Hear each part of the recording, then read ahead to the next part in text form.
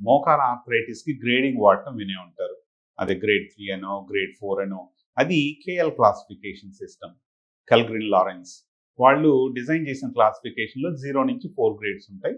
4 అంటేనేమో గుజ్జు కంప్లీట్గా అరిగిపోయి బోను టచ్ అవుతూ ఉండటం. 1 అంటేనేమో డౌట్ఫుల్ ఆర్థరైటిస్ ఉందో లేదో అన్నట్టు. 2 అంటే మైల్డ్, 3 అంటేనేమో మోడరేట్ ఆర్థరైటిస్. ఇది ఎందుకు ఇంపార్టెంట్ అంటే కొంతమంది పేషెంట్స్ బాగా పెయిన్ ఉందని వచ్చినప్పుడు ఎక్స్రే తీస్తే ఎక్స్రేలో గ్రేడ్ 1 చేంజెస్ ఉన్నాయనుకోండి, కానీ అది వాళ్ళ సిమ్టమ్స్తో కొరిలేట్ అవ్వనప్పుడు ఎంఆర్ఐ తీస్తాం.